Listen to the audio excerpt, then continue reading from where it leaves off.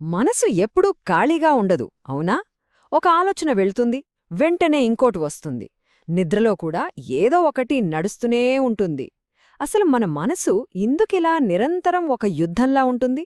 రండి ఈరోజు ఈ విషయం గురించే లోతుగా పరిశీలిద్దాం. ప్రశ్న చాలా సింపుల్గా అనిపిస్తుంది, కాని చాలా లోతైనది. మనసు ఎందుకు ఒక్క క్షణం కూడా ప్రశాంతంగా ఉండదు? ఎందుకలా నిరంతరం ఆలోచనలతో నిండిపోయి ఉంటుంది? దీని వెనుకన్న అసలు కథేంటి? ఇది కేవలం మన ఒక్కరి సమస్య కాదు. స్కూల్కి వెళ్లే పిల్లల దగ్గర్నుంచి జీవితంలో అన్నీ చూసిన పెద్దవాళ్ల వరకు అందరిది ఇదే కథ. వాళ్ళకి పరీక్షల టెన్షనైతే మనకి కెరియర్ గురించిన చింత, జరిగిపోయిన విషయాల గురించిన బాధ, జరగబోయే దాని గురించిన భయం, ఇలా మనస్సు ఎప్పుడూ ఏదో ఒక దానితో నిండిపోయి ఉంటుంది.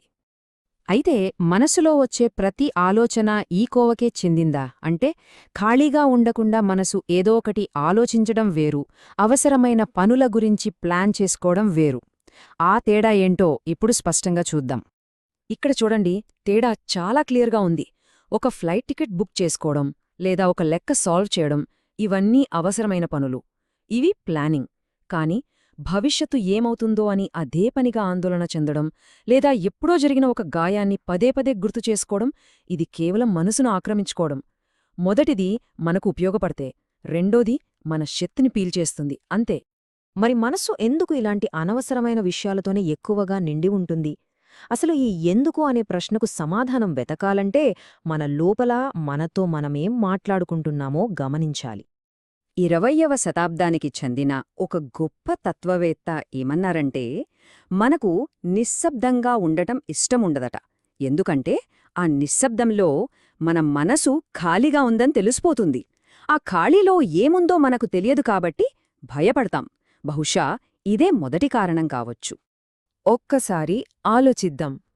మనసుని ఎప్పుడూ ఏదో ఒక ఆలోచనతో నింపడానికి కారణం లోపల ఉన్న ఆ ఖాళీని చూసి భయపడటమేనా? ఆ శూన్యాన్ని ఎదుర్కొనే ధైర్యం లేక దాన్ని ఆలోచనల గోలతో కప్పేస్తున్నామా? సరే, ఇది ఒక యాంగిల్ అనుకుందాం. ఇప్పుడు మరో కారణాన్ని చూద్దాం. బహుశా ఇది మరేమీ కాదు, కేవలం ఒక అలవాటు. వినడానికి చాలా సింపుల్గా అనిపించినా ఇది చాలా పవర్ఫుల్ కారణం. ఎప్పుడైనా గమనించారా? మనకు ఊహ తెలిసినప్పణ్నుంచి మనసు ఇలాగే ఆలోచిస్తూ ఉంది. నిరంతరం దేని గురించో ఒకటి ఆలోచించడం, అదొక అలవాటుగా మారిపోయి ఇప్పుడు ఆ అలవాటే మనల్ని నడిపిస్తోందా? కేవలం అలవాటులో భాగంగానే మనసు ఇలా నిండిపోయుందా? ఇక మూడో కారణం, ఇది మనలోనుంచి కాదు, మన చుట్టూ ఉన్న ప్రపంచం నుంచి వస్తోంది. మన పెంపకం, మన చదువు, మన సమాజం అన్నీ కలిసి ఒకే మాట చెప్తాయి: ఏదో ఒకటి చెయ్యి, ఖాళీగా ఉండొద్దు. ఈ ఒత్తిడి కూడా మనసును నింపేయడంలో పెద్ద పాత్ర పోషిస్తుంది. ఆ బయట ప్రపంచం ఒత్తిడి వల్ల ఏమవుతుందంటే, కాసేపు ఖాళీగా కూర్చుంటే చాలు, అమ్మో టైం వేస్ట్ చేస్తున్నానేమో అనే ఒక గిల్ట్ ఫీలింగ్ వచ్చేస్తోంది. ఈ ఫీలింగే మనల్ని నిరంతరం ఏదో ఒకటి ఆలోచించేలా, ఏదో ఒకటి చేసేలా నెడుతోందా? సరే, ఇప్పటిదాకా కారణాలు చూశాం: భయం, అలవాటు, ఒత్తిడి. కాని ఇక్కడే అసలు ట్విస్టుంది. కొన్నిసార్లు మనం వెతికే పరిష్కారమే పెద్ద సమస్యగా మారుతుంది. అదే నిశ్శబ్దం అనే ఉచ్చు. అదేంటో చూద్దాం. ఇది ఎంత విచిత్రంగా ఉంటుందో చూడండి. ఫస్ట్, మనసు ప్రశాంతంగా ఉండాలని మనం బలంగా కోరుకుంటాం. అదృష్టం కొద్దీ ఏదో ఒక క్షణం ఆ ప్రశాంతత దొరుకుతుంది. ఆ ఫీలింగ్ చాలా బాగుంటుంది. వెంటనే మనసు వావ్, ఎప్పుడూ ఇలాగే ఉండాలి అని దాన్ని ఒక లక్ష్యంగా మార్చేస్తుంది. ఇక అంతే, నేను ప్రశాంతంగా ఉండాలి అనే కొత్త ఆలోచనే మనసును ఆక్రమించేస్తుంది. ప్రశాంతత కోసం చేసే పోరాటమే మనల్ని అశాంతికి గురిచేస్తుంది. ఎంతలా అంటే, మనం చేసే ధ్యానం కూడా ఓ రకమైన ఆక్రమణగా మారిపోవచ్చు. నేను ధ్యానం చెయ్యాలి, నేను ఏకాగ్రత సాధించాలి అనే లక్ష్యం మనస్సును బిజీగా ఉంచే కొత్త మార్గంగా మారిపోతోంది. ధ్యానం చేయడం కంటే నేను ధ్యానం చేస్తున్నాను అనే ఆలోచనే మైండ్ని నింపేస్తోంది. సరే, ఇంత కాంప్లికేటెడ్గా ఉన్న ఈ విషయాన్ని సింపుల్గా అర్థం చేసుకోవడానికి ఒక చిన్న ఉదాహరణ చూద్దాం. మనం మనసుని ఒక ఇల్లు అనుకుందాం. ఈ ఉదాహరణ చాలా సింపుల్. మనసొక ఇల్లు లాంటిది. మొదట్లో ఖాళీగా ఉంటుంది. కాని నెమ్మదిగా ఫర్నిచర్ ఎలాగైతే వచ్చి గదిని నింపేస్తుందో అలాగే మన ఆలోచనలు, మన భావాలొచ్చి మనసును నింపేస్తాయి. ఇప్పుడు ఆ ఇంట్లోకి ఏమేం వస్తున్నాయో చూడండి. ముందుగా ఒక పాత పగ. అదొచ్చి హాల్లో ఒక పెద్ద సోఫాలాగా సెటిల్ అయిపోయింది. ఇక కదలనంటుంది. ఆ తర్వాత భవిష్యత్తు గురించి ఒక చింత.